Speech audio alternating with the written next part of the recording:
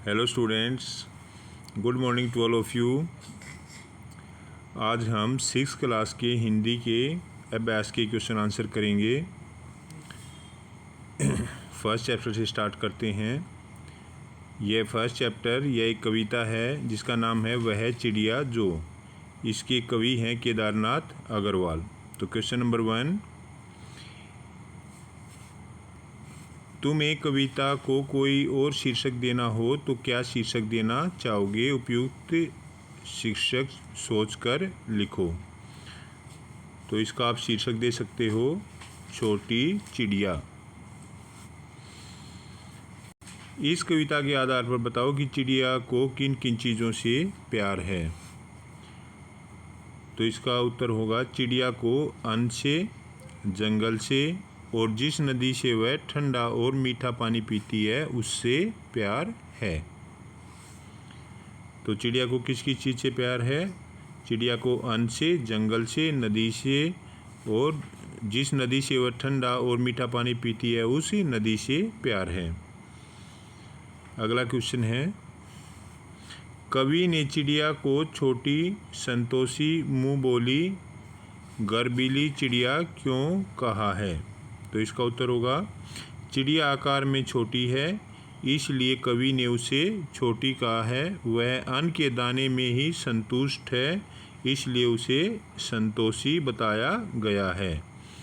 वह सारी बातों को बोल देती है इसलिए उसे मुँह बोली कहा है।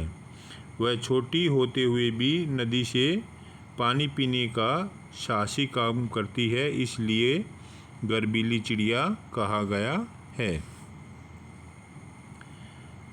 आशय स्पष्ट करें, रस उड़ेल कर गा लेती है। इसका क्या आशय होगा?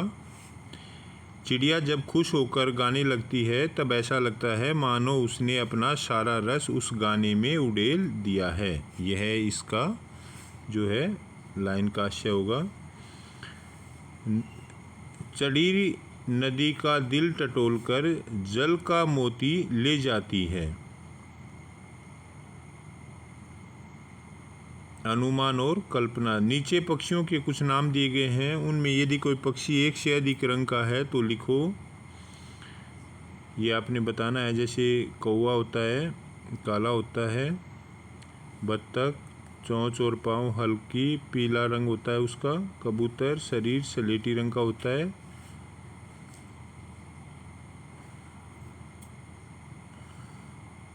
पंखों वाली चिड़िया ऊपर वाली दराज, नीले पंखों वाली चिड़िया सबसे ऊपर वाली दराज। यहाँ रेखांकित शब्द विशेषण का काम कर रहे हैं।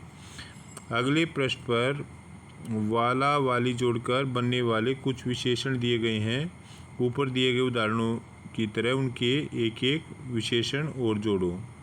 जैसे रंग बिरंगे, हरे भरे, लाल फूलों वाली क्यारी, सफ़ेद खादी वाला कुर्ता, ज़्यादा रोने वाला बच्चा, बड़ी मूँछों वाला आदमी। ये सभी क्या हैं? ये विशेषण हैं। इसमें आपने विशेषण छांटने हैं इन शब्दों के अंदर, ये आप देख सकते हो।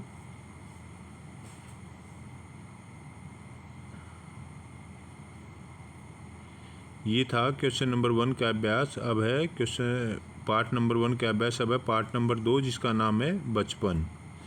अब इसके प्रश्न उत्तर हैं। फर्स्ट प्रश्न है, उम्र बढ़ने के साथ साथ लेखिका में क्या क्या बदलाव हुए पाठ से मालूम करके लिखो। इसका उत्तर होगा उम्र बढ़ने के साथ साथ लेखिका के पहनावे में अनेक बदलाव आए। पहले वे रंग बिरंगे कपड़े पहनती थी, जैसे नीला, जामुनी, ग्रे, काला, चॉकलेटी, परंतु हल्के रंग पहनने लगी है।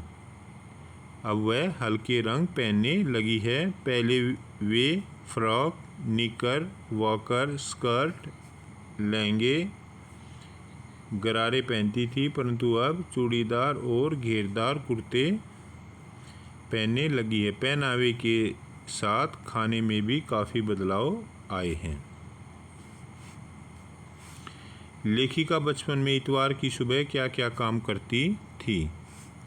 लेखिका बचपन में इतवार की सुबह अपने मोजे व स्टॉकिंग को धोने और अपने जूतों को पॉलिश करने का काम करती थी। तुम्हें बताऊंगी कि हमारे समय और तुम्हारे समय में कितनी दूरी हो चुकी है, यह कहकर लेखिका क्या क्या बताती है। इसका आंसर होगा, यह कहकर लेखिका उनके और सभी के समय में अंतर स्पष्ट करती है। उस समय मनोरंजन का साधन ग्रामोफोन था, परंतु आज रेडियो और टेलीविज़न ने उसकी जगह ले ली है। पहले की कुल्फ़ी अब आइसक्रीम हो गई है। कचौड़ी समोसे की जगह अब पेटीज़ ने ले ली है। शहतूत और फालसे और खसखस के शरबत का स्थान कोक पेप्सी ने ले लिया है।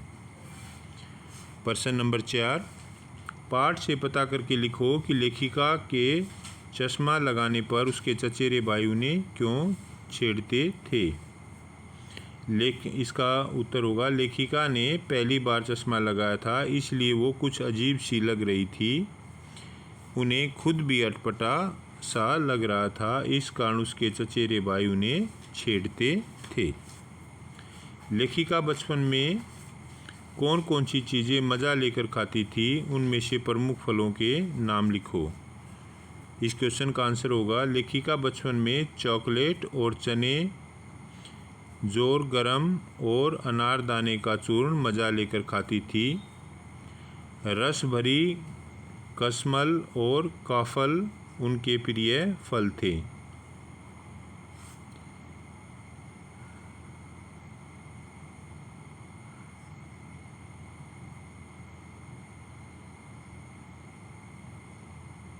अब इसके अंदर से आपने विशेषण छांटने हैं। जैसे 2 किलो अनाज दे दो, तो 2 किलो क्या है, ये निश्चित परिमाणवाचक विशेषण है।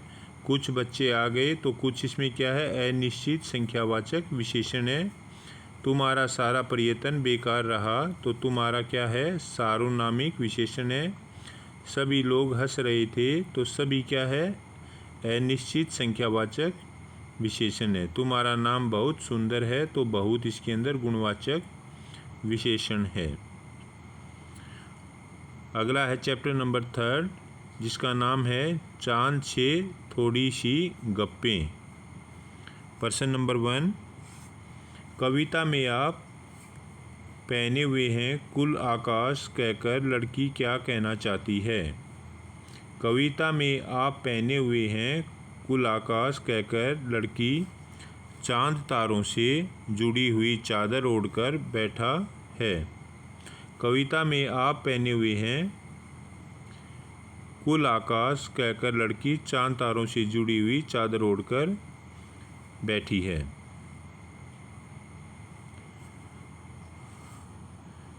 हमको बुद्धू ही निरा समझा कहकर लड़की क्या कहना चाहती है। हमको बुद्धू ही निरा समझा कहकर लड़की हम बुद्धू नहीं हैं जो आपकी बीमारी ना समझ सके, यह कहना चाहती है।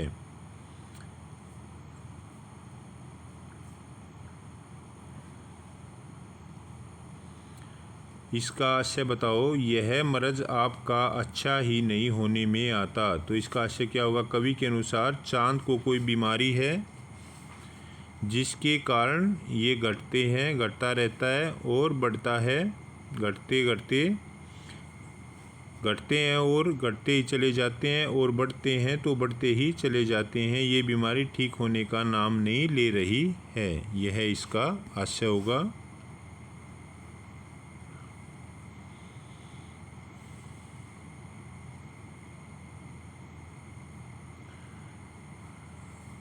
इसमें चांद जो है वो संज्ञा है, चांदनी विशेषण है।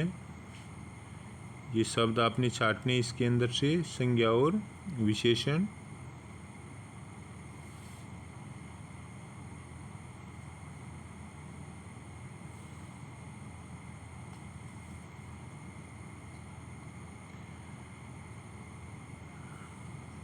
ये शब्द दिए गए हैं, इनसे आपने वाक्य बनाने हैं।